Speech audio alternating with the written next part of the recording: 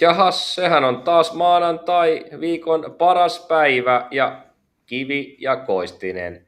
It's Yes. live. It's alive. It's alive. Joo, heti tuli tonne chattiin kommentti, mikäköhän paita Koistisella on. Ja Koistisellahan on paita päällä. Täällä on tämmönen pikkusen, mitenkä minä sanoisin, hymyilevä kaveri tuossa noin.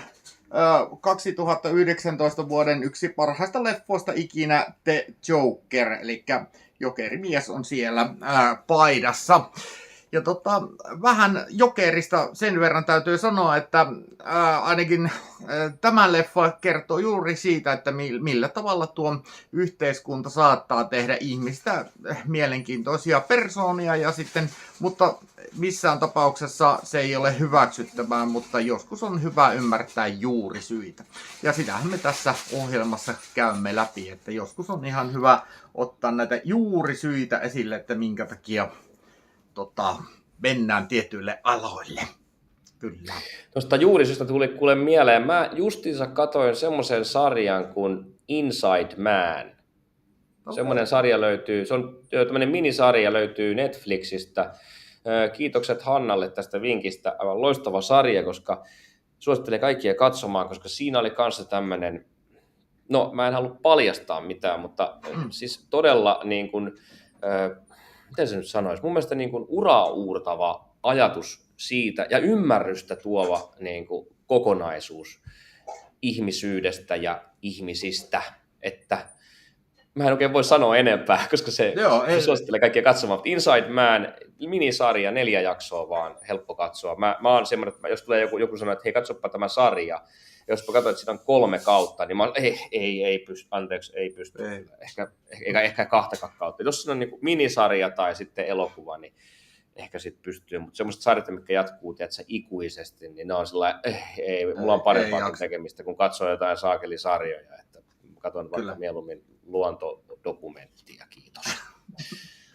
Joo. Mutta täytyy siis sanoa sitten tästä näin, että tuolla oli, että minulla on kuulemma paljon paitoja. Tuossa 2015, kun lähdin tuolta etelästä tänne pohjoisen suuntaan, tai tänne Keski-Suomi, Savo, mikä tämä nyt on, niin silloin oli 9 jätesäkillistä mulla teepaitoja, ja mä oon nyt yrittänyt kuitenkin päästä niistä eroon, että nyt ei varmaan ole kuin 1 tai 2 jätesäkillistä, että näitä paitoja riittää, että on vielä kuulkaa paljon noita paitoja, kun 25 vuotta kun kierrät DJ:nä ympäri Suomea, niin ei sitä jaksa joka ilta olla sama paita päällä, ja sitten oli yhdessä vaiheessa ihan promopaitojakin tuli, mutta nämä paidat, mitä tässä kuvassa näette, niin nämä on sitten silleen niin sanotusti brand new, eli käyttämättömiä, mitä on tullut tuossa hommailtua ja tälleen näin. Sen verran pitää näistä sanoa. Että. Joo, ja sanotaan, että 50 teepaitaa vuodessa vetää tämä meidän lähetys, niin se on sitten 50 teepaitaa per lähettää niin kuin vuodessa näitä paitoja, niin ehkä me keksitään niille paidoille jossain vaiheessa jotain, että menee ja tiedä, että ruvetaanko vaikka myymään niitä ja laitetaan rahat johonkin hyvään tekeväisyyteen. Mistä sitä tietää? No esimerkiksi sä voit niitä ruveta myymään, kuule täällä niitä sun omia paitoja ja pistät sinne ihan omaan taskuun. Se on hyvän tekeväisyyttä se heti, että tuetaan hienoa miestä elämässä ja siinä, että pääsee tekemään hienoja asioita ja vielä niin kuin edistämään omaa omavaraisuuttaan, niin mikä sen parempi hyvän tekeväisyyskohde kuin sellainen. Siinä saisi ainakin laitettua, vaikka ostettua jossain vaiheessa vaikka 1 akun lisää, niin ei sitä koskaan tiedä, mihinkä se menee. No, ja sitten tosiaan täytyy huomioida sekin, että kun on 50 paitaa vuodessa, niin sun ei tarvitse enää välttämättä ostaa uusia paitoja, vaan sä voit aloittaa kierroksen alusta. Koska on niin monia paitoja ja on jo mennyt aikaa, niin me unohdetaan, että me ollaan sellainen, että onpas tutun näköinen paita, siellä mistä, mutta hauska juttu taas. Että tarpeeksi arvoitu se uusi paita. Joo. Mutta huomaatteko, mulla on myös uusi hattu. Sinä olet laittanut pattaajalta uuden hatun. Mitäs siinä on? Siinä on katos ihan vaan. Onko siellä norsuja siellä? Onko siellä taas norsuja? Mitä siellä on? Mitä siellä on? Mä en edes koskaan, on siellä muuten norsua. Tossa noin. Siellä. Tää on tämmönen jotain käsityötä, tää varmaan tämmönen hattu. Löysin hattumiehenä kun olen, niin aina kun löytyy erikoinen hattu, niin sitten se pitää hommata ja tämmöinen hattu jäi nyt päähän. Ai että. Joo, ei ole kyllä kellään nähnyt vielä tällaista hattua. Se on nyt... No, ei ainakaan Kivi ja Koistinen ohjelmassa ei ole kellään tuollaista hattua. Pitäisikö meidän pikkusen paljastaa tästä illasta, että Jujulla luonnistuu tämä ehkä helpommin siitä syystä, että hän on tällä hetkellä semmoisessa paikassa, missä tätä suomen kieltä ei paljon käytetä. Tämän illan vieraasta pitää sanoa, että me teemme tämän haastattelun englanniksi ja juuri siitä syystä, että vieraamme ymmärtää huomattavasti paremmin ja pystyy vastailemaan näihin kysymyksiin huomattavasti monipuolisemmin. Ja minä pyydän anteeksi omaa ralli-englantia tässä pikkusen, mutta yritämme pärjätä tällä, mitä meillä on. Ja onneksi meillä on kielitaitoinen mies tuossa noin, niin hän sitten korjaa virheet, jos tarve vaatii. Ja mitäs muuta me voidaan sanoa, että no, ainakin me voitaisiin kertoa, että kuka meillä on vieraana. Joo, no se voisi olla, että sanotaan näin, että aloitetaan siitä, että Hybridikeskuksella töissä ollut Hanna Smith on Ylellä haukkunut tätä ihmistä, tai no ei haukkunut, mutta kritisoinut siitä, että hän on mennyt puhumaan rauhasta Ukrainassa muun muassa, ja sitten hän on erittäin tunnettu siitä, että 2024 sattui paikalle, kun eräs tommonen Von der Leyen oli puhumassa Helsingissä kokoomuksen tuommoisessa vaalitilaisuudessa ja sattui aukaisemaan suunsa juuri sopivalla kohdalla ja siinä just Von der Leyen sanoo, että olkaa onnellisia, että Suomessa saatte huutaa, että Venäjällä teidät pidätettäisiin 2 minuutissa ja hänet otettiin alle minuutissa kiinni siitä. Sitten myöskin hän on ollut toistaiseksi, kun muut mediat, valtamediat ei ota häntä kunnolla haastatteluun, niin hän on antanut haastatteluja sitten ympäri niin kuin, oikeastaan Eurooppaa ja nyt viimeksi on ollut Venäjän mediassa tosi paljon äänessä. Ja moni varmaan arvaakin jo, kenestä on kysymys, että Armando Mema on kyseessä. Ja mitäs me voitaisiin muuta sanoa kuin, että welcome to our show, Armando Mema. Good evening. Thank you very much for inviting me. And Joni, you have a very nice shirt. I like it very much. And I also like Julius' hat. It's quite exotic. Yes. Thank you for inviting me. We managed to find the time. En tiedä, jos pitää sanoa pari lause suomen kieli. Mutta joo, idea oli tehdä tänään haastattelu vähän englanniksi, koska voimme puhua tärkeitä asioita ja haluaa itse vastaa hyvin, jos on kysymyksiä. Ja voimme tehdä toinen kerta, suomen kieli ei ole ongelma. So thank you again. And so where shall we start? I will say to here first that I think in YouTube, now that we speak English, there should be a button somewhere there in YouTube. Then you can pick a language, and I think it automatically puts like Finnish transcription, subtitles there. Eikä suomalaiselle, että painakaa sitten tänne ohjelman jälkeen, kun tämä on nauhoitettu tämä ohjelma, niin todennäköisesti YouTubessa on semmoinen nappula, mistä painaa, että saa laitettua suomenkieliset tekstitykset tähän. Ja se suurin piirtein, ei se täydellinen ole, mutta varmasti auttaa sitten, jos englanti ei lähde, niin sen avulla saa sitten aika hyvin vihiä, että mistä täällä puhutaan. I think we should start from there that we watched this video, this sensational video when you are in this Von der Leyen speech occasion and what happens, and maybe you can tell us something about it, how it's going and everything. Let's look at it first. Yes. First of all, to those who scream and yell here so loud, they can be happy that they are in a free country like Finland, where the free speech is a right, where they have not any restrictions. If they would be in Moscow, they would be in jail in 2 minutes. Thank God we have a democracy. Thank God we have free speech. We can be happy. Yeah, well, that was like ironic to see that Finland has a free speech, and in Russia you could be in jail in 2 minutes, and then they are taking you away in 1 minute. So 30 what seconds. happened? What I say. happened there? What happened there? Yeah. It's the irony. I think one of the reasons why it went pretty viral on the internet is that there's a lot of irony in it, and on the same time this thing happening.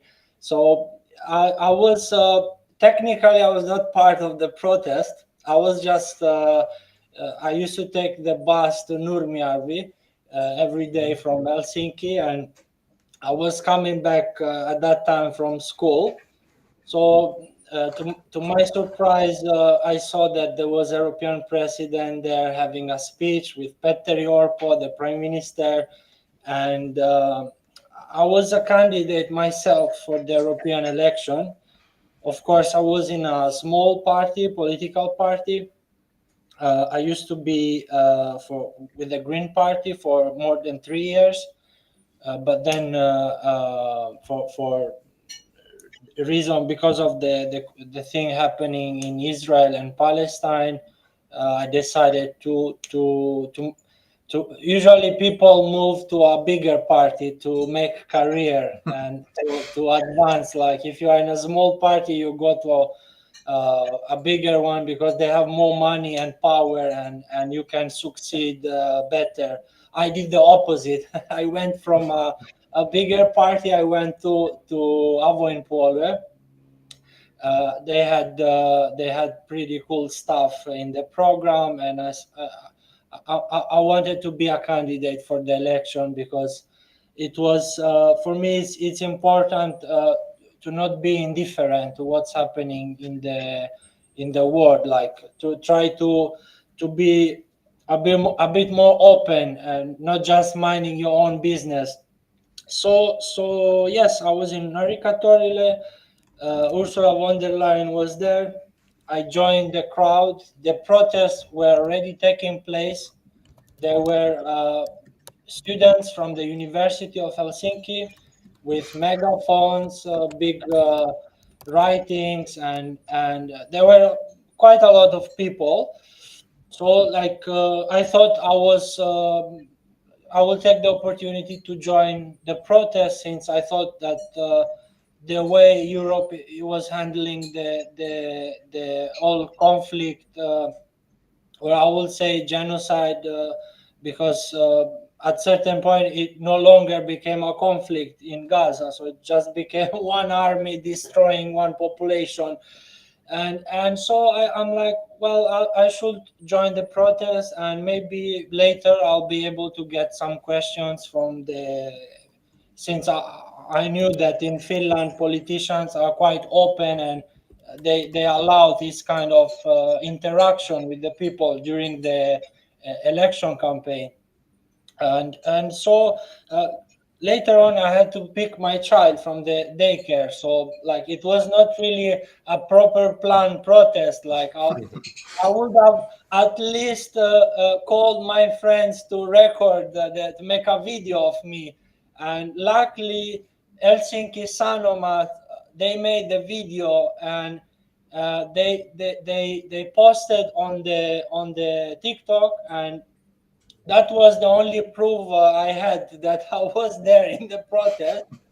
And so yes, so I was shouting a little bit loud, but there were like other full of students, and I don't think I was shouting more than someone with megaphones. Though the area in Narikatorile, somehow the sounds, it's like being in a small theater, like the sound goes up, and so I was saying things like, this is not Europe which I believe in, this is not democracy, and these kind of things. But mostly I was shouting loud to European president, what is Europe going to do about the many children being killed in Gaza.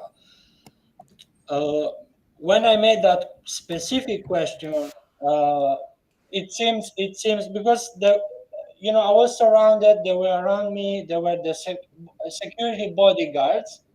So in this circumstances, they have own security bodyguards, and they also have police dressed as civilians. So I would say, like, if I were to do anything compromising the EU president's safety, uh, it will not have even gone to 1 or 2 minutes protest. It would have been much faster.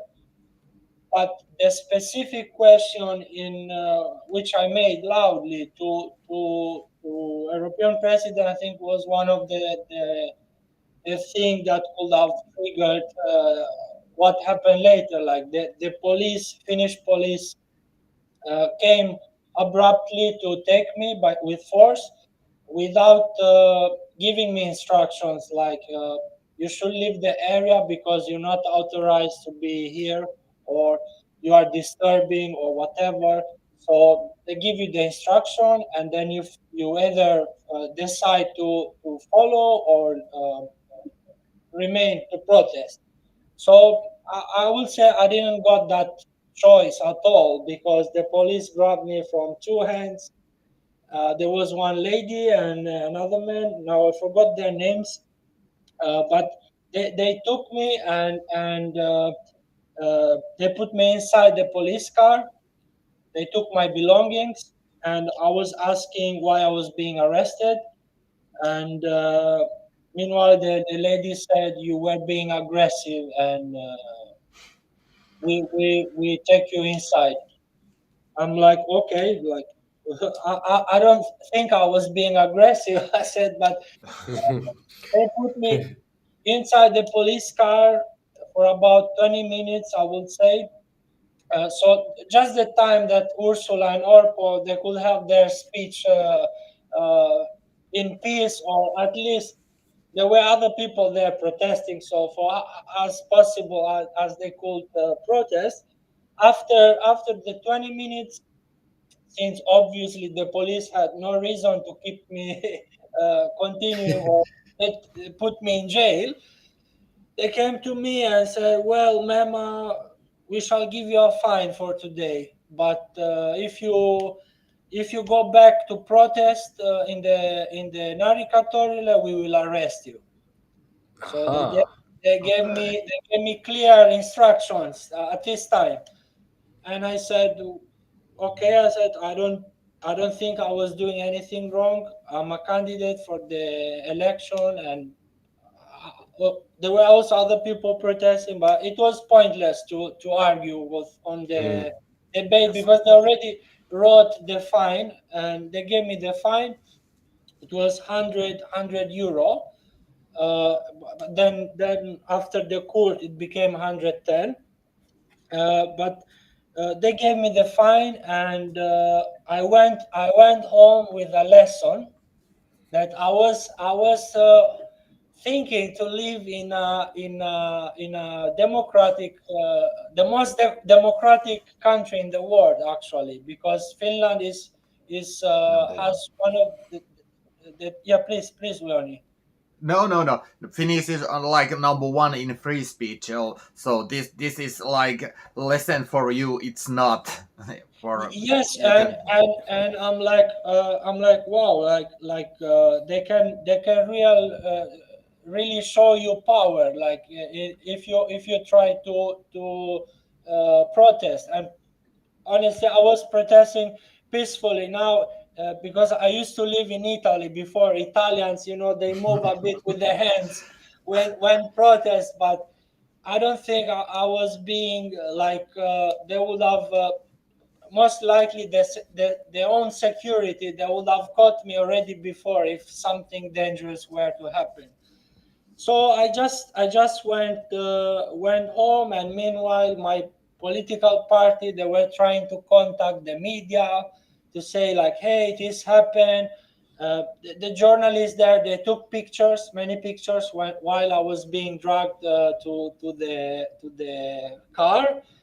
And we contact, like my party, they contact the Finnish media to report what was happening, and they didn't answer, and we got no response. A funny thing, they posted my picture when I was like this in Iltalehti, and they wrote a big article. Oh, the European president is so democratic. The protest went so peacefully, and yeah, there were some people like this man with a picture shouting and stuff, and the other students, but it went pretty normal, and we are enjoying the best moment of European elections. Yeah. And So you got like you thought that Finland is like a different than many other places. Like Finland is like pure, and we have no like how do you say, what's the, you know, we have no corruption, and Finland is like yes, a great this is like like the illusion we all have, but you know it's not true here, man.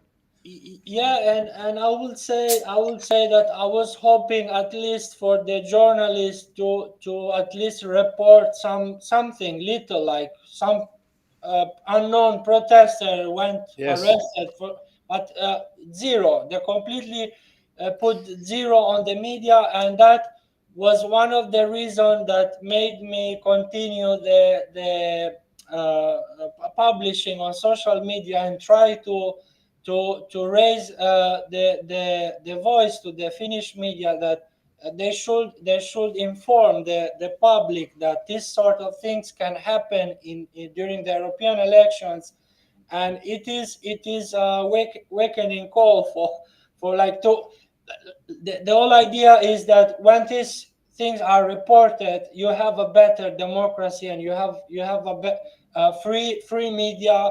People can surely it will not have given me victory for the election at the European Parliament, because I was still in a small party. But it's the democratic thing that this kind of things can happen, and people at least get to talk freely and discuss things. But it didn't happen, and I continued for like one over a year to publish on Twitter, on X now, the former Twitter, and after when the court case approached, I reposted again a few times the things that were happening, and I posted that hey, the court has fined me and this thing is happening. And so during that time in August, it happened. Everything happened so fast that suddenly the video went like, I think maybe more than 5 million views. Like it Whoa. was, it was shared from Jimmy Dore show, the Gray Zone. Blumenthal, he also reposted he made a post. Then he went on uh, one small New York paper. The journalist there said, "This is the best thing I've seen as a journalist in my life." He wrote in the New York paper. I forgot the name now. Then what happened? I got people started to get curious and to wanted to know because they couldn't find anything related to it on the Finnish media. Mhm. And I think this is one of the reason Toxin Media from France they contacted me, because they are like, this sounds like very curious, like that we have not found anything on the official newspapers in Finland. And of course, because I wanted to give voice to what happened, because I think it's important for democracy, for people.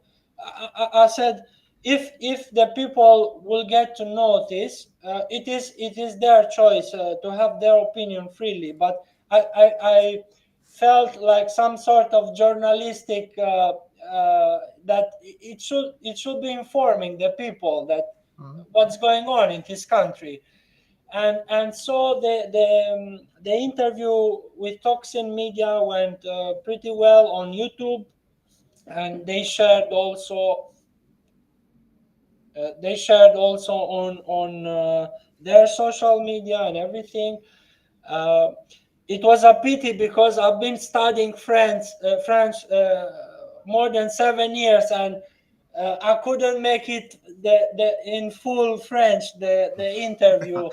Ah, But they translated it with AI, and then after that, of course, I started to get more interviews, and it happened also that at that point that the Russian television, they contacted me on X, and they asked me, would you like to come for a live on the television?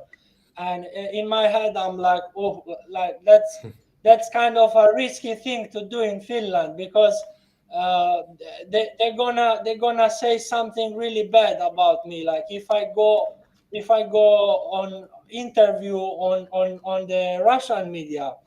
But then in my head I'm like, but this is wonderful, because it's gonna put pressure on the Finnish media to talk about what happened to me the previous year. And so and also for me it was I was trying to be also professional, like not to just refuse interviews outside Finland just because they are Russian, or they are from some other country, like. mm. So I've never been before in a live television, so for me it was the first time ever. And the first to criticize was my wife. She was like, Always the she was, family. what's happened? Like, why are you going on television there? And I'm like, yeah, I'm trying to explain. And so it happened. We did the first interview.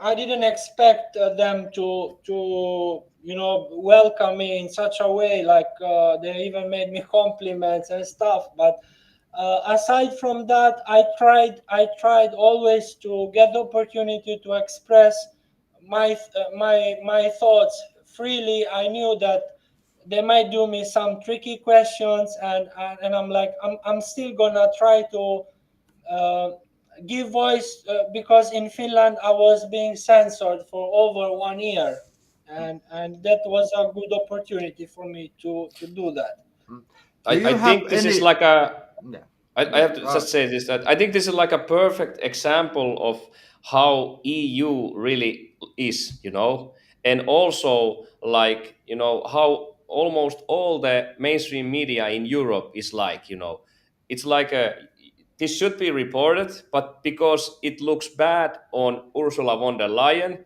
it can't be Yes, reported. Someone tells everybody that, all the mainstream in Finland, they are the same company. They are the big, they own all the companies together. So there's someone saying we don't do this because it looks bad on Ursula, because it really looks really bad for Ursula. Like the beacon of democracy and freedom is there, and I then think everything I is think happening.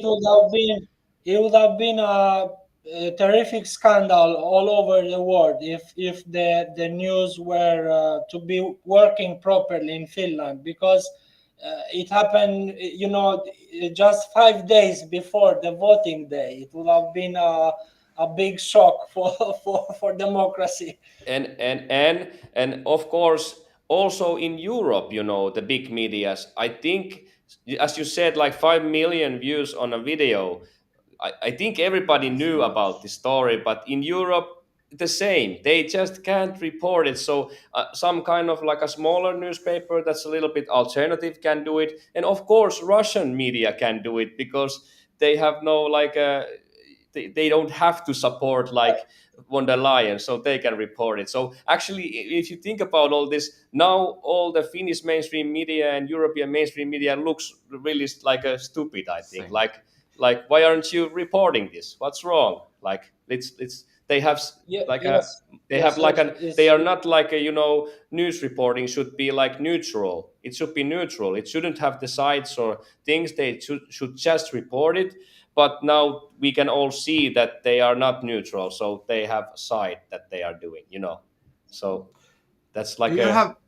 Mm. big thing. Yes. Do you have any mainstream media interviews with like in Finland? Do you have any of those? I had one by chance. I was again in Ari Katorile and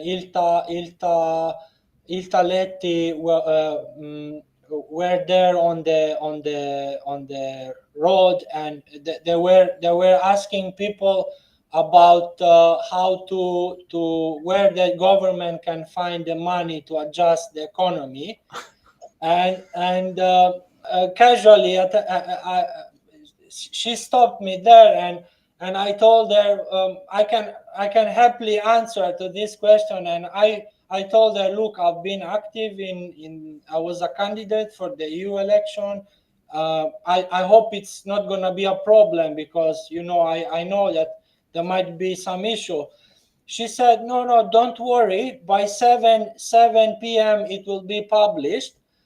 And I'm like, okay, wonderful. So we started to talk about the economy in Finland, and I mentioned, since I've been studying a bit of economy in Italy, I started to mention how own currency can adjust the economy, like going back to Suomenmarkka or other countries, and I was explaining in few words how the European Central Bank sucks the money from the economies of the countries with the public debt, and because I was talking, I think, very hot topics.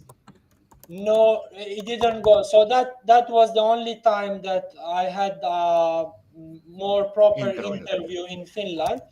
Yeah. The second time, when there were the presidential election in Finland for Pekka Haavisto, and Pekka Haavisto came to Nurmijärvi so I was part there with the group, and I still got a chance there, but I didn't join freely. Like Leni Ninimäki, which was the puheenjohtaja, she joined Helsinki Sanomat, and I could have a chance there, but I'm like, no, I'm not gonna, because I felt shy at that time. They told me that it's such a big newspaper in Finland, and I'm like, okay.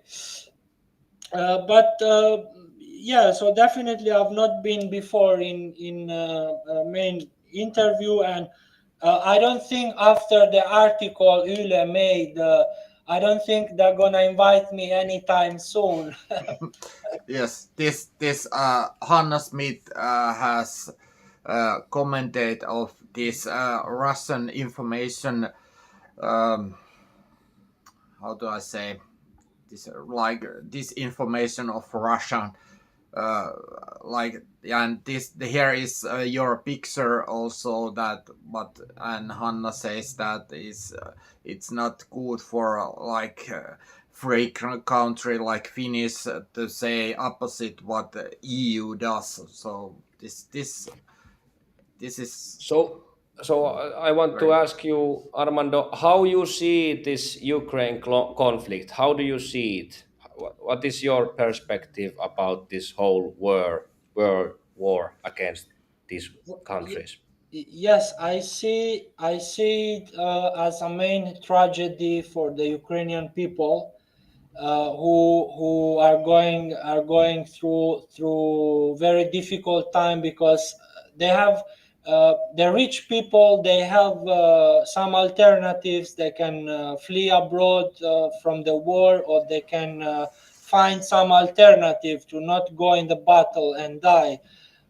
But for the average people, they have left with no choice. Democratically, they cannot vote for some other new party or some other political figure who can try to have a different approach, since over 3 years Zelensky's approach has been pretty much the same politically. So now, if you ask me about the cause root of the conflict, or the historical roots of the conflict, Well, I would say that NATO is not like an angel as they're being portraying in the main media system in Europe. Like I would say that there are a lot of things that most of people don't know because they simply don't have time to be at work and then from work read the whole history of Ukraine. Or I would say some of the key things to be said are one is the Secretary of State of America when he was in I think 2014. uh, she said that I forgot her name. Just a second. Nuland. But Victoria Nuland. Victoria Nuland, yes, she was secretary of and also her assistant. They were discussing how to make Europe energetically dependent from America, and they were looking for ways in the US administration because this is such a big geopolitical advantage that to shift the flow of energy and selling this energy to one of the largest market in the world, which is the European Union, where there's a big flow of economies and money. So one of the main key point I think for people to understand it will be definitely this, that U.S. administration has been looking for ways to make Europe energetically dependent. And how do you do that? You break the friendship between Europe and Russia, which one of the key symbol of this friendship were the Nord Stream pipelines, which they eventually they still have to find out who blew up the Nord Stream pipeline.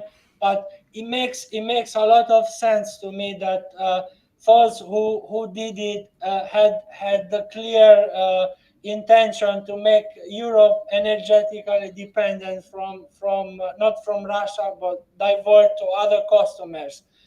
Uh, so this is one of the key thing. The second, I can point here that actually it was Joe Biden that said about the Nord Stream that if Russia does something, there will be no Nord Stream. And actually, there was also the Victoria Nuland said the same thing also on live television. So these two have threatened about blowing up the Nord Stream. But yeah, yes, go on. yes, definitely, and so I found it. Condoleezza Rice. Ah, Condoleezza Rice, please check the video by yourself in 2014. Condoleezza Rice, she was talking. She said that before, if a war were to start with Russia, Russia would go bankrupt from not selling anymore the energy to Europe. to Europe, yeah. And it's true because when the conflict started in 2022, Russia was still making surplus profits while having the war in Ukraine, like continuing to selling oil and gas to Europe at the same time. So after that, it shifted dramatically. So the second thing, the Obama coup, like when he was president, they made a coup in Ukraine, and there is a phone call from Victoria Nuland and Piat. It was the ambassador to the ambassador of Ukraine. the United Piat. States in Ukraine, and they were having this secret conversation on the phone. And what do you make the coup in Ukraine? What's gonna happen? And the ambassador was telling Europe gonna get pissed at us if we do such a thing. And Victoria Nuland says, fuck the EU. Sorry for using this terminology, Yeah. but this is what she said it. said. And Yeah. they spent $5 billion on that. I know, maybe they spent less, maybe more, I don't know, on the organizing the coup to reverse the government in Ukraine. And then they picked up the first politicians available to work for them, and among them there were also like a group of can I say it openly, very corrupted leaders, because with what happened recently in Ukraine with the golden Golden toilets, toilet. Golden toilets. the perfect symbol of the corruption. And so of course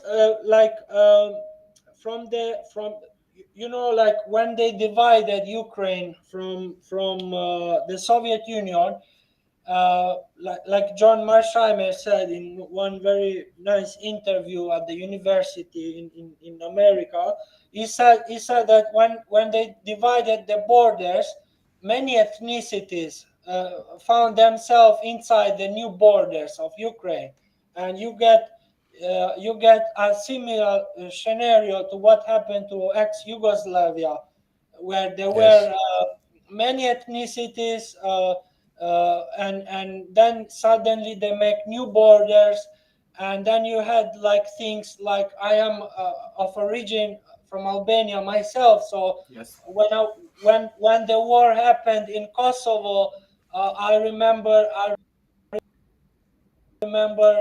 Kosovo people coming to my city, and the families will host them.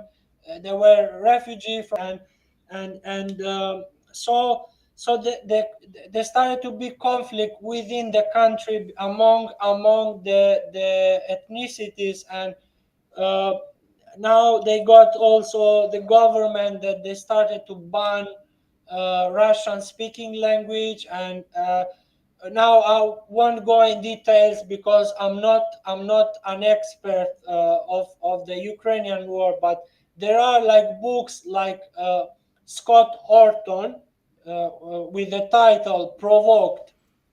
Is a journalist in America from the Libertarian Institute, and he has made a very nice book of the whole thing for Ukraine. I think the best thing will be reading that book to understand better. And so what happened? Of course, in 2020, I wrote a letter to Sanna Marin at that time, because Okay. I used to be in Italy. I used to be part of voluntary movement, and I was since 2019. I was ambassador for United World.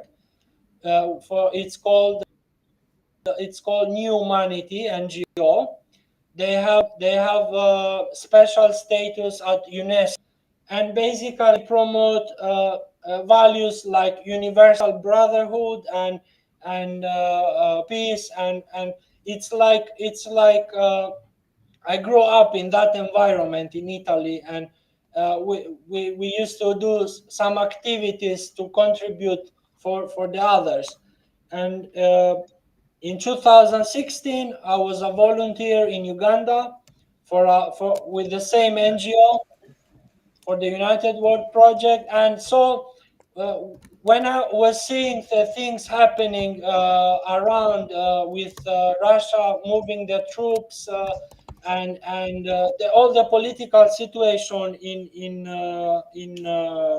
Europe, I had because I'm also a crazy person. Like I had the crazy idea to write a letter to Sanna Marin, and maybe I will be able to find a copy of the email and send it to you.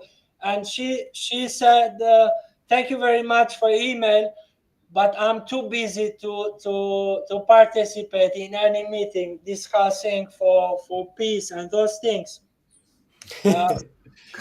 Come on. I saw her dancing in the parties, and I'm like, Yeah. she must be busy for those things. Yeah, yes. Yes. Very So busy. then I felt the urgency to write to Ursula von der Leyen. I wrote her a letter at that time. I'm gonna send you a copy of that.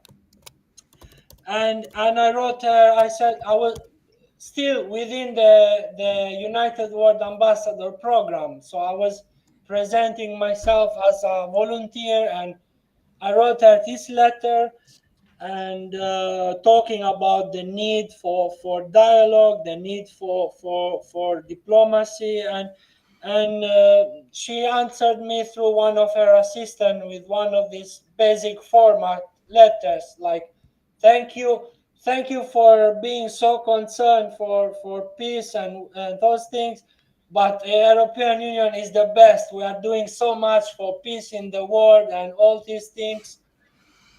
And 2 months after, the war started in Ukraine. 2 months after I wrote that letter to Ursula, Putin attacked Ukraine, and after that I said I'm gonna write one last letter if because I was very naive at that time. I was thinking that these people who are in the European Union truly works for the European citizen, and they really try their best to make like Europe work for what is supposed to be. But um, since I started politics and I started to learn a lot of stuff about how the world runs and stuff, um, I've changed my point of view. And so I wrote the last letter I wrote to Ursula was in June in 2022. Okay. And I got a similar answer. It was a standard letter, and uh, suddenly they also made it more difficult after that from the website to send letters to the European Okay, press. no more letters. We don't want no letters No more anymore. letters. Yeah. And so like this was one of the reasons for joining politics in Finland. Like people, they should be doing their job. They're not doing it, and then I'm like, okay, let me try. And I said, probably I'm not gonna win any seats. I said, because I don't speak yet that much good Finnish.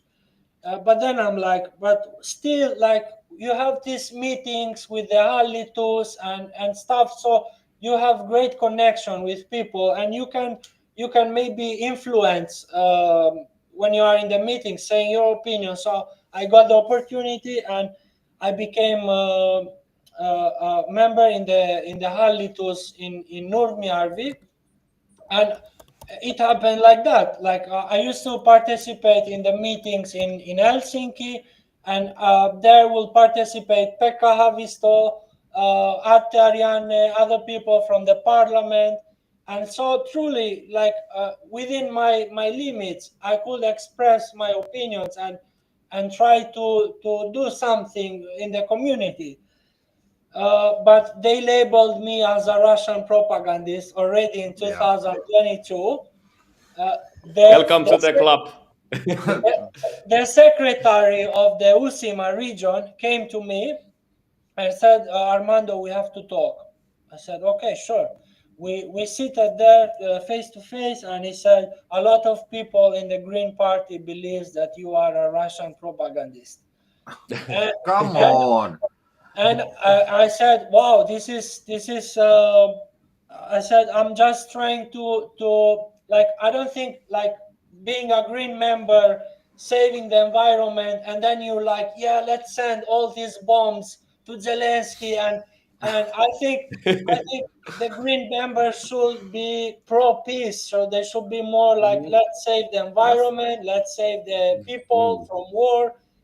uh, Nothing of this sort. Like the Green Party, they just follow the mainstream line. Narrative. of narrative, and they're like more weapons, and I'm like, wow, still like they're not listening. I'm like, there's nothing I can do. So then the European elections started to approach. I've gained myself a very good position within the Green Party.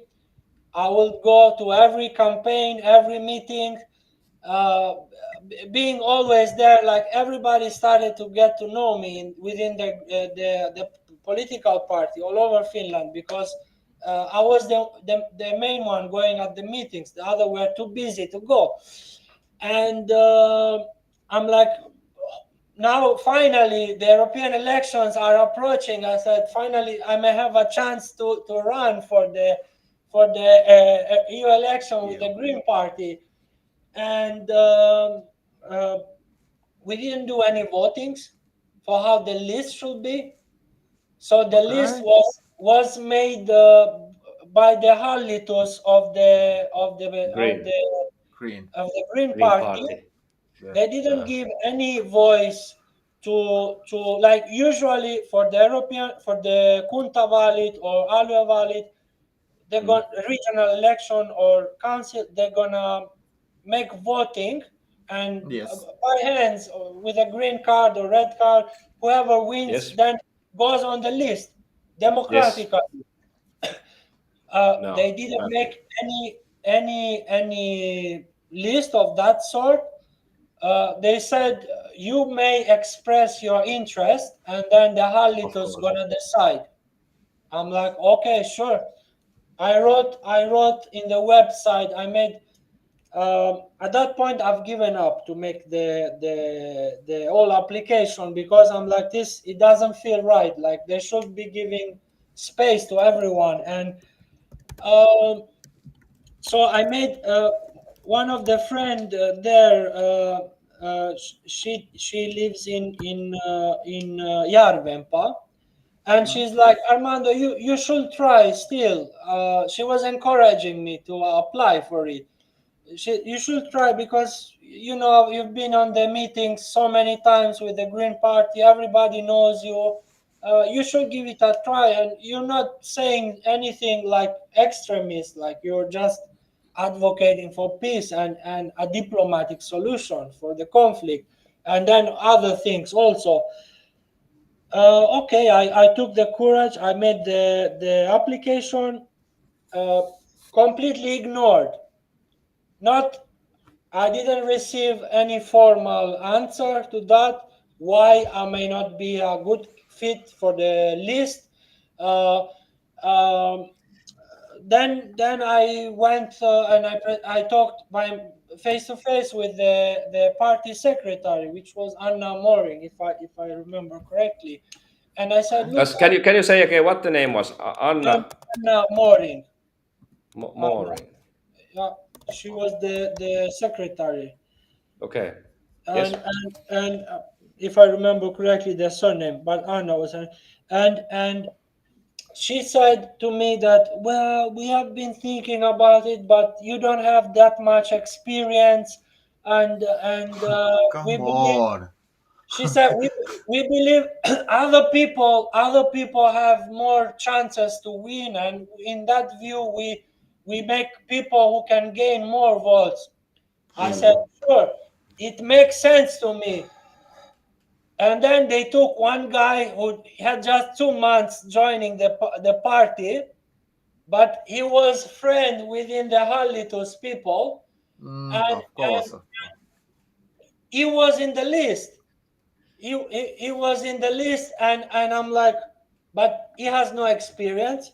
He has not been to any meetings. I've been over 3 years. Do you know, getting cold, staying the whole day in the Torille? Other people, we do 1 or 2 hours, and I will stay the whole day giving flyers for the Green Party there. Yes. In winter. I'm like, that is democracy. But Armando, You have to understand, you are a Russian propagandist. There's Oh, no, Yeah. there's nothing for you anymore Of here. course, There's you nothing have for you that. anymore here. Yeah. I forgot that very important part. Yes. And so I'm like, because I'm stubborn, I'm like, you know what? I'm just gonna be a candidate just for the sake of showing that I'm capable, that Yes. I'm not worth nothing like they're making. Uh, I joined these people from the Open Party. I said, guys, if you give me the chance, I'm very happy to join your party and stuff. And they were like, sure, like we need more candidates. They had very few candidates for their list. So we went together, and I think it was after January in 2024. I started to make my campaign with zero money, because I'm probably gonna have like zero chances of winning. But surprisingly, I got about 100 votes, which for me personally was a victory, because I was thinking like maybe I'm gonna get 10 votes. Okay, You but know, it's 10 times more that what you think. That this was very good, and you get the chance to go to the elections. What the Greens doesn't get you that elections. That yes. avoin puolue was giving you that chance. That was the main thing, because you have the talent to get the elections, but Yes, like Greens and, doesn't know and that. I will add one small part that I was sending letters to the Hallitus of the Greens to do something for the thing in Gaza. So I was asking them like to request from the government like things like not having IDF soldiers entering in Finland, uh, some small things that could have been done within the Green Party to make pressure on the opposition.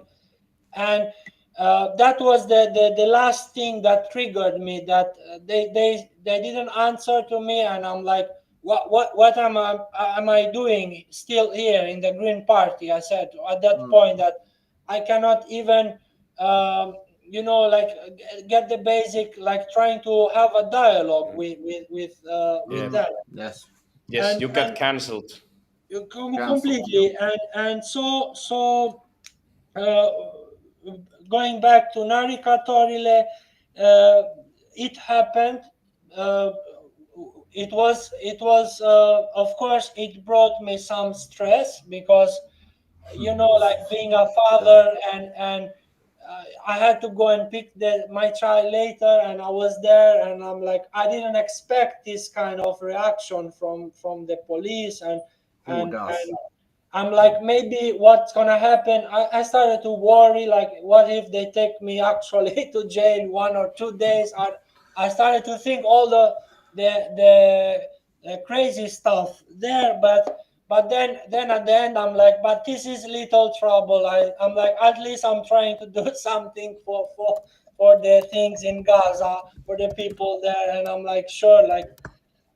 Um, so yeah, since then I would say I'm very happy that yeah, the Helsinki Sanomat, after the video got more than 5 million views, they wrote finally an article in August of this year. uh, there was some random protester who got fined 110 euros for protesting in Narikatorile, and that's it. They wrote a Yes. very small. No mentioning about the Ursula von der Leyen speech and what happened to Yes. you and Yes, nothing. they just No. mentioned Yes. one man shouting at von der Yeah. Leyen got fined for 110 euros. The story, and uh, after, like, I would say millions views and articles in other newspapers all over Europe. So for me, it was a victory. Like I was Yes. like, it was like They tried to censor me for over 1 year in the Finnish media, and at least people get to know a little bit of the story, like Yes. of Yes. what happened. And then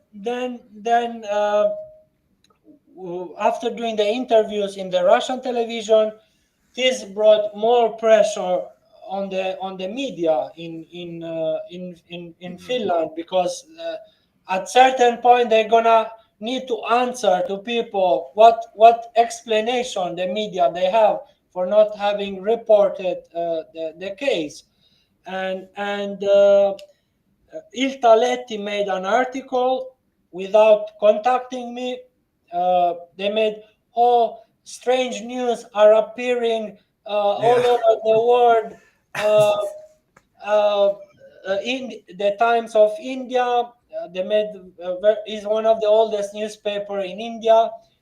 Then I went, like, I went on TASS, which is one of the biggest newspaper in Russia, and they made this article. They throw it there. There is this, nobody knows him, this Armando Mema, and somehow he's going on the news all over the world, but we have no clue about who he is and stuff like that. That was the first article the Finnish media wrote about what was happening. And after that, I got an interview with Ilta Sanomat, which they wrote an article. And I'm doing, by profession now, I done the studies for plumbing, Helsinki, and I'm working in a plumbing company, and I'm having sometimes 10 hours shift, and they wanted the interview fast, so I'm rushing from work. I said I'm gonna answer via email what I can, and then on the same day I answered to the question that she was asking to me, and I said I'm gonna give you my phone number later, because I don't know if I can trust you. Like, I don't know what they're gonna write in the media after the previous article. Like, they wrote without even making any question. They wrote it, and it was, I would say, pretty much fair. Like, it was still like they're trying to give like impression that something strange is happening here, and to give that impression, that to give doubts on the reader. But after that, I got some good interviews also from Helsinki Sanomat. I have the newspaper, but I don't know if I should take it and show it to you, but you can find it on the on the media. And that was pretty good journalism. Like, we had the interview, and I'm like, maybe I can trust them, because they wrote the article, and they're the one who made the video of me getting arrested. So in good faith, I got time, and we met in Campi, in a coffee place there, and I said, guys, now I'm all yours. You can make all the difficult questions, whatever you want. I'm happy to answer all the questions. So And the interview went quite professionally, and he wrote, I think he's gonna be in trouble for writing that article, because he's just trying to do his job as a journalist, but he expressed the interview, how it went. And so, by the way, I have the same shirt today. okay. So yeah, when I talked with journalists, I said, what do you think of what Yle wrote? And he said, this is pretty strange for journalists to make such a big case without interviewing you. He told me. It's so weird. It's like they should be asking you some questions, and you should be able to answer. But no, it was, from my view, it was politically motivated to kind of destroy the reputation for myself. So and also, can you imagine going for job interviews in Finland after an article like of this sort? Like they'll be like, no, like you may be a trouble for our company. We're not gonna hire you. Of course. Of course, Uh, that and is true. and uh, still I feel victorious in the sense that uh, uh, instead of pointing the finger at me for saying, hey, you committed a sin to be abroad in the Russian news for having interviews, but then they should look to their sins. Like they haven't published anything on the Ursula case for over 1 year, and I mean, this is not journalism. If you, there might be some. This is a scoop. Like only you have it here on live here. There might be a possibility of having a lawyer and going to the court and make a case against Yle and the journalists, and who knows, maybe also Hannah Smith, because they are making some sort of defamation. Like you are saying, I can say that Yoni is a propagandist of something, and I am. uh, I can say Yeah, that.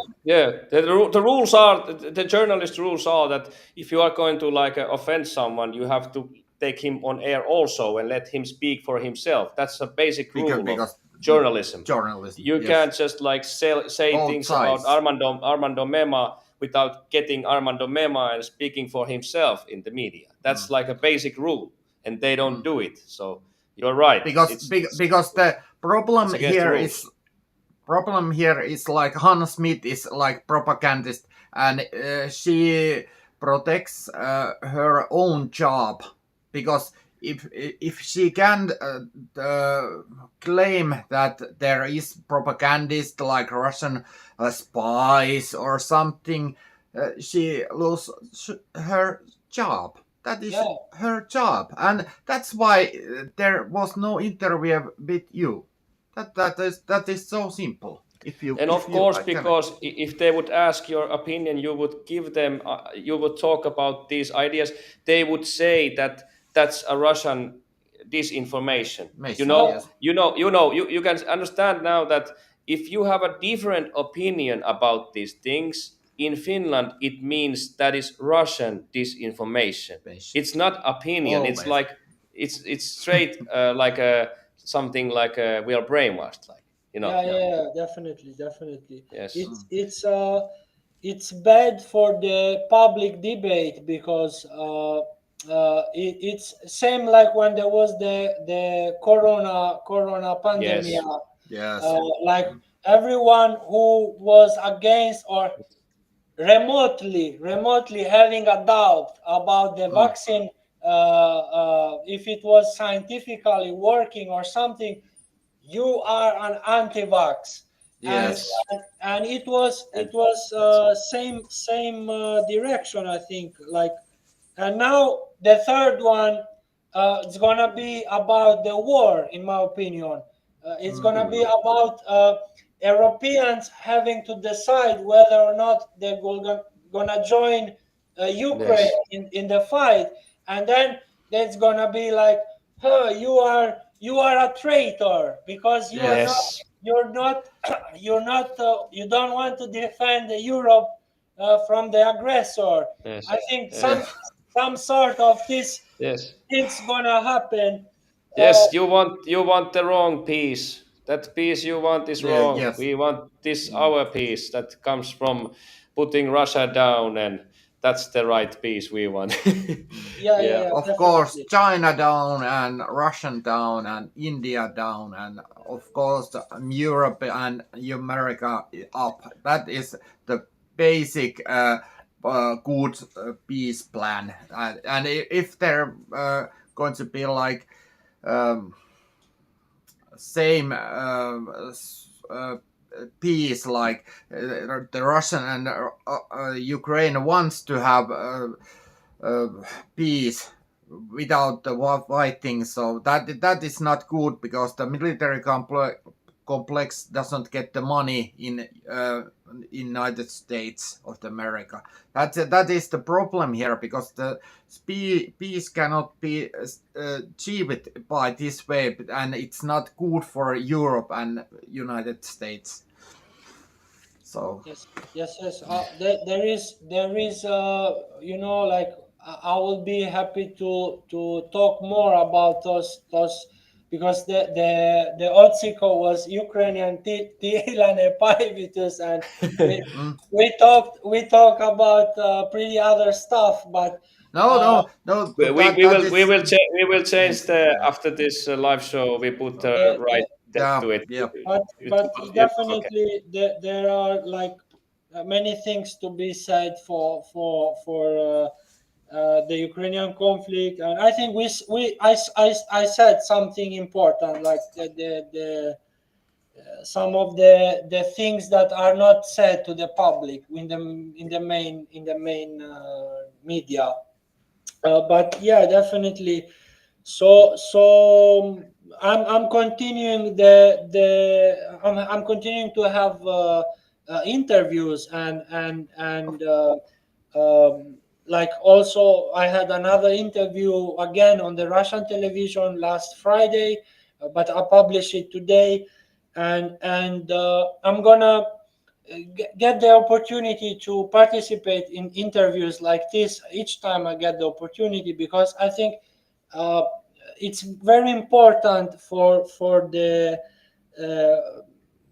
people to understand, to have a view that it's not only from the mainstream media, because you don't get all the information there, and I'm gonna still be labeled as a propagandist and whatever, but it's for me. I feel it's very important job to like the candle when make some light in the darkness. So I'm being poetic. So I'm trying to be a little bit of that candle, and because there is a lot of narrative of lies which comes from the main leaders, and it's very dangerous. It's very dangerous. Like Ursula von der Leyen, why nobody questioned her about her fake news when she said that the Russians were hijacking her plane in Bulgaria, and then the Bulgarian authorities, after investigation, came and they said no hijack has been taking place. Like this was completely made up from the EC president, and why when there was other incident like in Poland, like our own fighter jet fired a missiles by mistake in own territory, and everyone was like, "Oh, this is Russia," and you have like So many good things like too many. yeah, like you have like Italian secret service who in their website they made a very big article, and they wrote, "We don't think that Russia wants to attack Europe for this and this reason." Like they wrote, I mean, guys, the Italian Secret Service, like we're not talking about Armando Mema, right? yeah. Someone who has more authority, and they have experts in those things. So like you see, you have in contrast, you have the leaders saying one thing, and then you have facts like Yes. happening around, and I think it's very important to distinguish opinions between facts. Yes. So that is in this time of like an opinion could be labeled as propaganda from Armando Mema, but a fact cannot be such a thing, because if Victoria Nuland said "fuck the EU," she said it. it's not me who is Inventing making the anything. point. Yes. That Yes. is only repeating Yes. what the things She what said. has Yes. happened. Yes.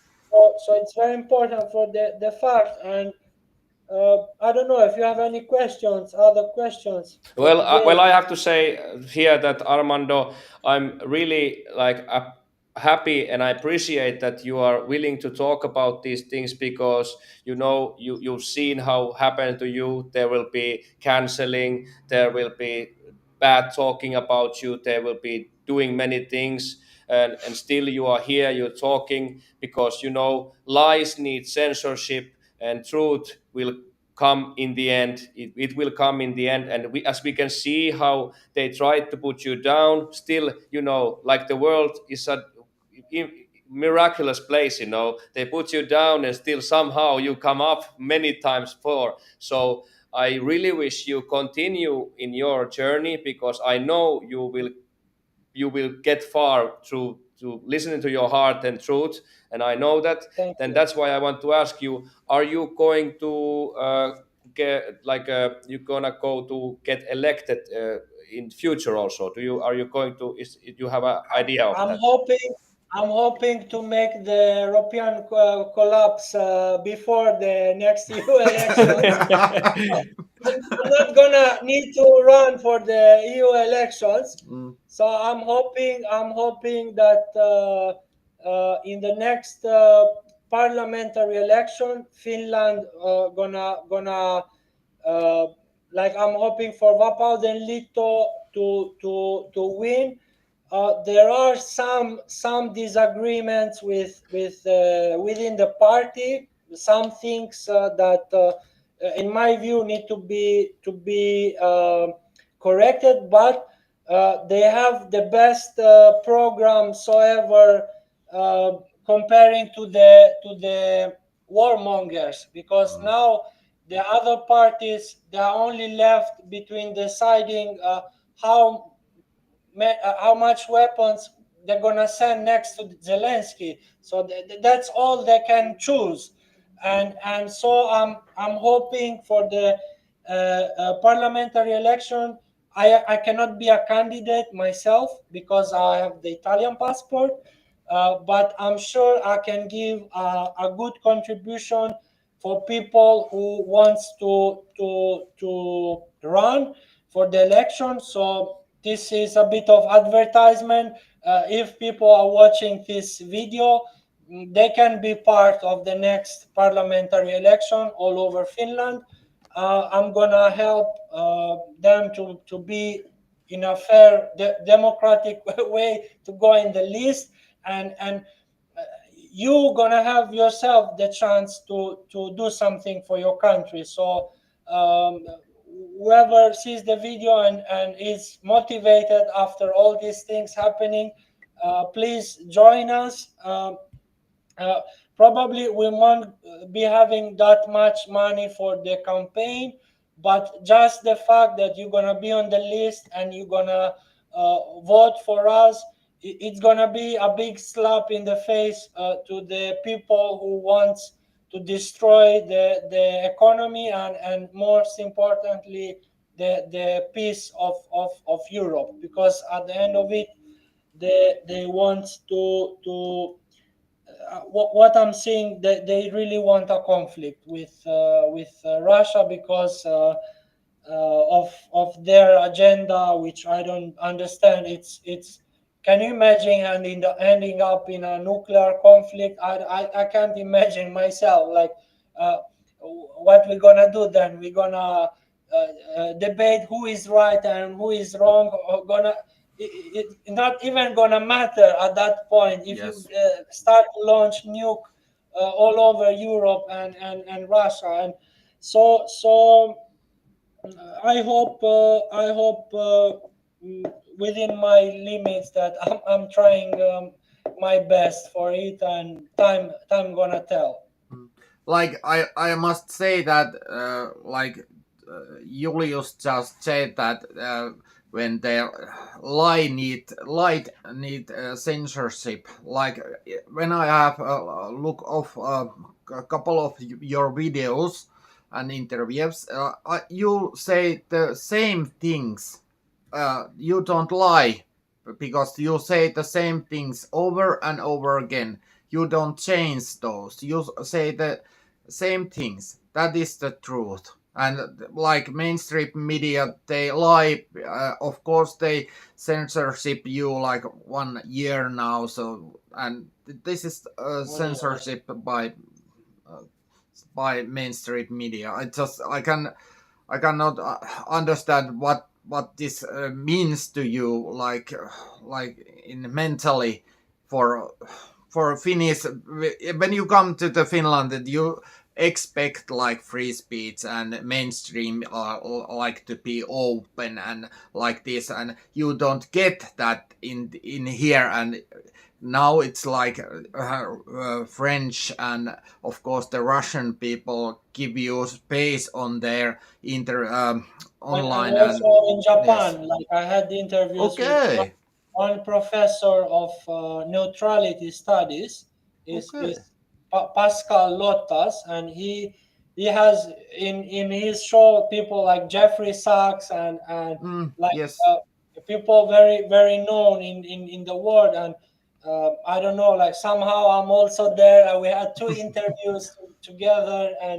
And so yeah, it's I appreciate very much that you invited me, and I hope we're gonna do sometime in Finnish also, because I'm also progressing in Finnish. Like I'm not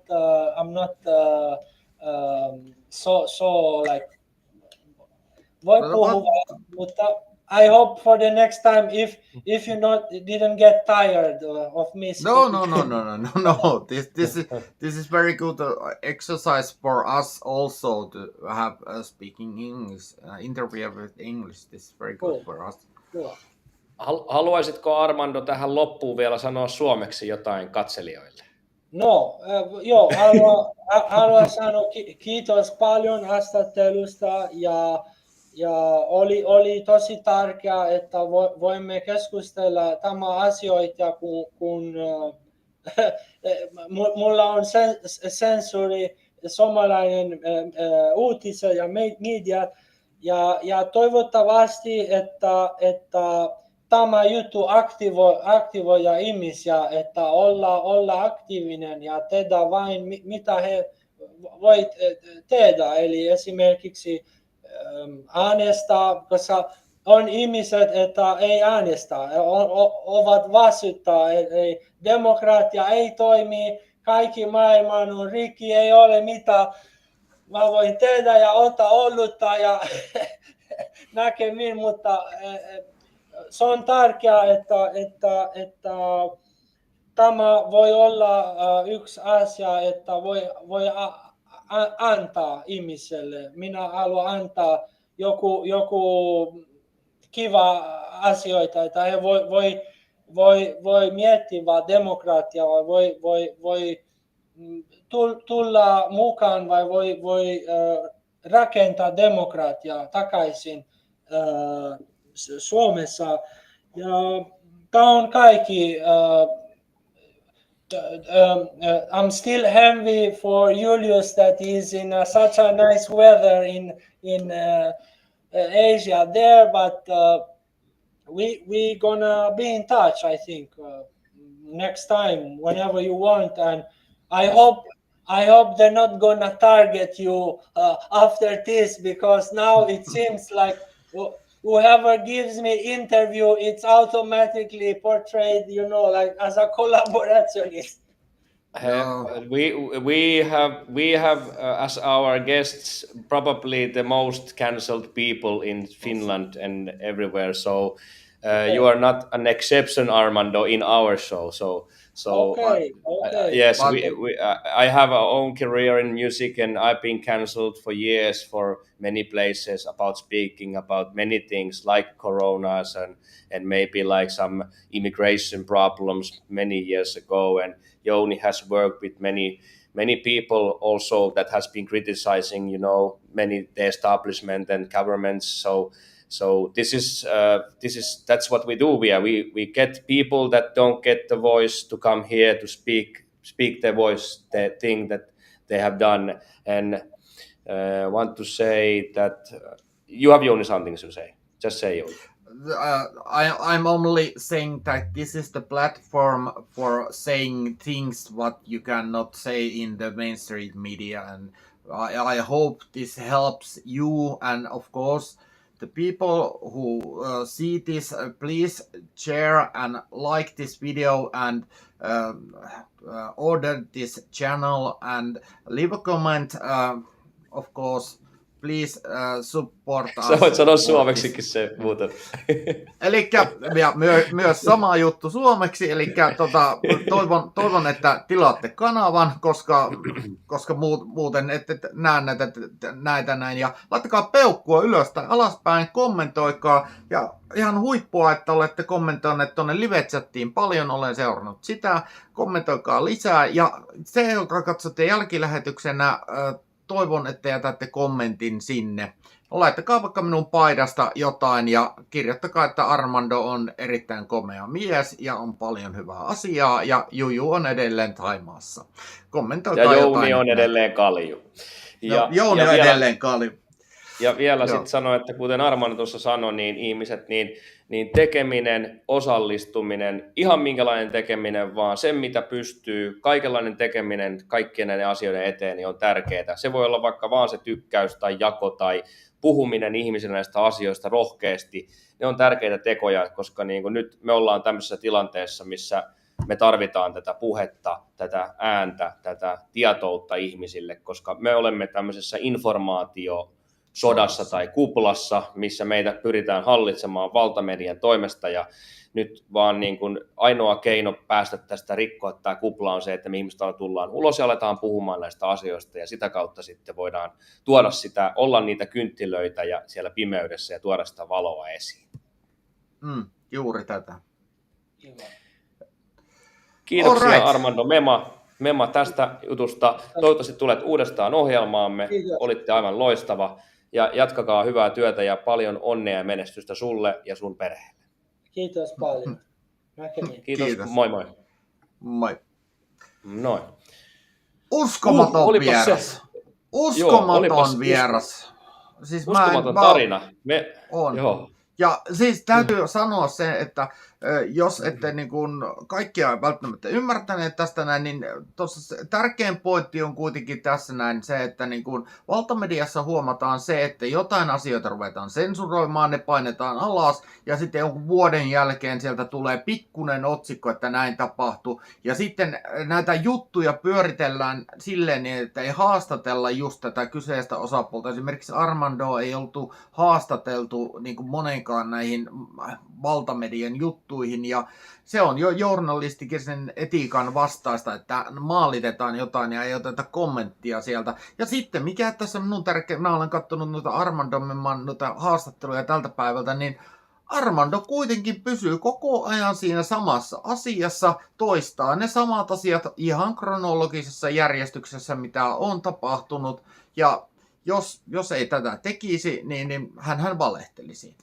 Ja valtamediassa se muutetaan tämä asia, Armando pysyy samassa jutussa, niin ei voi muuta sanoa kuin näkymätöntä hattua nostan Armandolla, että uskaltaa tulla puhumaan, ja hän on vielä kuitenkin niin kuin maahanmuuttaja Suomessa, niin tähän kohdistuu toki vielä enemmänkin kritiikkiä. Ja tosissaan vielä, että Ursula Von der Leyenin tämmöiseen niin täydelliseen ajoituskohtaan niin kun lähti vielä tuosta pois, niin tämä on niin kun tosissaan saanut useita miljoonia näyttökertoja tämä video, mikä oli tässä. Se onkin mielenkiintoista, kun tämä on tämä maahanmuutto, niin kuin maahanmuuttaja siis Armando, eli niin kuin, että sekin voi kohdistua, sanoit, että se voi niin kuin kohdistua kritiikkiä siihen, mutta täällähän on kuitenkin ollut vallallaan tietynlainen ajatus täällä Suomessa, että kaikki maahanmuutto on hyväksi. Ja nyt meillä on henkilö, joka on maahanmuuttaja, joka on putkiasentaja ja töissä, siis oikeasti semmoinen positiivinen maahanmuuttaja, joka tekee töitä, on ollut aktiivinen politiikassa, eli siis esimerkillinen maahanmuuttaja ja pyrkii myöskin suomen kieltä oppimaan, vaikka ei nyt vielä, suomen kieli on kuitenkin yksi vaikeimmista kielistä, mutta kyllä vaikka ei se nyt niin täydellistä se kieli ollut, niin kyllähän sitä aina ymmärsi, että mitä hän puhuu. Eli niin kuin siitäkin pakko nostaa hattua. Eli siinä vasta ristiriita onkin, kun kerrankin on no en nyt sano kerrankin, mutta sanon, että on maahanmuuttaja. Meillä on vieraan semmoinen. Siis juuri semmoinen niin kuin maahanmuuttaja, ketä tänne maahan halutaan, ja sitten hän puhuu tällaisia asioita, niin siinä vasta on ristiriita sitten tolle tietylle porukalle, joka täällä nyt meitäkin vastaan taistelee. Ja sitten sen vielä haluan nostaa, että hän nosti hienosti esille, jos nyt tehdään tämmöinen pieni yhteenveto siitä, mitä hän äsken sanoi, niin esimerkiksi hän puhuu tärkeistä asioista Ukrainan konfliktista, esimerkiksi sen, että olisi hyvä ymmärtää historiallinen konteksti tässä. Niin kuin olen itsekin, kun tätä rupesin tutkimaan, niin halusin ymmärtää, mistä tässä on kyse, että pystyn oikeasti muodostamaan sen mielipiteeni. Ja siinä hän toi esille esimerkiksi näitä Condoleezza Rice ja sitten miksi mä aina unohdan sen nimen, mikä me unohdettiin kaikki myöskin siinä se toinen nainen. Kuitenkin. No kuitenkin hän ja nämä henkilöt, mitä he ovat puhuneet julkisuudessa siitä. Victoria Nuland, esimerkiksi Condoleezza Rice puhuu siitä, että energiariippuvuus pitäisi niin kuin siirtää Venäjältä, katkaista ja siirtää se tuonne Yhdysvaltain puolelle. Ja toinen, mitä hän otti huomioon, oli tämä Maidanin tapahtumat ja mitä siellä on tapahtunut. Ja nämä on todellakin merkittäviä. Kuka on hyötynyt tästä konfliktista, miten se on saanut alkunsa, ketkä siellä on ollut. Nämä on niitä tärkeitä kysymyksiä, mitä kaikkien pitäisi ottaa haltuun, tutkia omalla ajallaan, koska niitä ei meille tuolla valtamediassa kerrota, niin näiden avulla niin kun sitä voisi oikeasti saada sitten muodostettua oikeasti sitä mielipidettä tästä konfliktista, että mikä on johtanut mihinkin. Niin ja sitten vielä hän otti, tässä näin kertoi sen, että hän oli vihreissä ja sitten hän otti niin kuin vihreässä puolueessa tähän niin kuin Gazan tilanteeseen, Israelin ja Gazan tilanteeseen, niin kuin, että pitäisi saada tähän niin kuin reaktiota ja sitä sitten ei tullut sieltä ja se sitten tämä oli vähän tämä just mitä täällä oli tämä Von der Leyenin tämä puhe siellä kokoomuksen vaalitilaisuudessa, niin hän vähän kritisoi sitä Gaza-hommaa siinä, niin sen takia sitten lähti pois. Ja mun mielestä siinä... Sano vaan. Ja siinä vihreän puolueen jutussa oli erittäin mielenkiintoista se asia itse asiassa, että koska hän oli siis puhunut näitä asioita tästä Ukrainan konfliktista julkisesti tai ääneen siellä täällä ja jutellut niistä, niin vihreän puolueen tämä, oliko se jonkinnäköinen kirjuri tai joku, ei sit johtaja ollut, mutta joku siis vihreän puolueen hallituksen joku jäsen oli sitten ottanut hänet puhutteluun ja sanonut hänelle suoraan kesken, että hei, sinusta puhutaan, että sinä olet tämmöinen Venäjän propagandisti. Okay. Niin tästä ei tietenkään tykätty, ja sitten kun hänen piti päästä ehdolle, vaikka hän oli käynyt melkein kaikissa kokouksissa, hän oli kiertänyt ympäri maata, vihreän puolesta levitellyt lappuja ja toreilla kierrellyt ja jutellut ihmisille ja ollut tosi aktiivinen kaikessa ja kerännyt jo vähän nimeä itselleen, niin sitten kun tuli nämä niin kuin listat, ketkä pääsee ehdolle, niin siinä ei ollut tämmöistä normaalia käytäntöä, missä voisi ikään kuin äänestää näitä ehdokkaita, vaan yhtäkkiä se oli poistettu ja oli katsottu, että Armando Mema ei ole listalla. Ja hänellä oli sanottu vaan, että nyt on niin, että on tämmöisiä parempia ehdokkaita kuin hän, niin, jotka voi saada paremmin ääniä ja jolla on enemmän kokemusta. Ja tämä oli se selitys, vaikka kaikkihan se nyt näkee, että ei varmaan se ollut se oikea. Ja sitten oli vielä ollut kuitenkin ehdolla semmoisia henkilöitä, jotka on ollut vain pari kuukautta mukana puolueessa, eikä ole oikeastaan tehnyt juuri yhtään mitään. Eli tavallaan tässä se koko pointti meni niin kuin täysin ohi, Eli hänet canceloitiin sitten kokonaan vihreiden puolueesta, ja sitten kun hän yritti vielä niin kuin näistä muista asioista sinne lähettää postia, niin kukaan ei enää niin kuin ikään kuin suostunut puhumaan hänelle, että täydellinen cancelointi tapahtui siellä vihreän puolueen sisällä sitten hänen kohdaltaan, jonka jälkeen hän sitten, menikö hän sitten Vapauden liiton avoimeen puolueeseen ehdolle, ja niin, sinne eurovaaliehtoolle, niin avoimeen puolueeseen, ja sitten hän on nyt Vapauden liiton listoilla on. Mutta listoilla toki, mutta hän ei siis voi olla, niin kuin, koska hänellä ei ole Suomen kansalaisuutta, niin hän ei voi olla Suomen kansalaisuutta. Mutta eurovaaleihin hän voi tietysti hakea. Kyllä. Näinhän se taitaa mennä. Näin se menee. Ja täytyy sanoa, että hänellä on erittäin hyvä englannin kielen taito silleen, että ainakin me ymmärrettiin, mitä on, niin toivottavasti tekin ymmärrätte, mitä me puhuttiin. Niin ja tässä live-tilanteessa tulee aina noita sanaunohduksia. Pyydän anteeksi sitä, että saattaa joku sana ehkä puuttua sieltä ja käyttää jotain muuta kiertoilmaisua, mutta tämmöistä se on livessä, kun tekee tätä näin, niin kun näitä ei ole käsikirjoitettu etukäteen, niin se on vaikeaa joskus.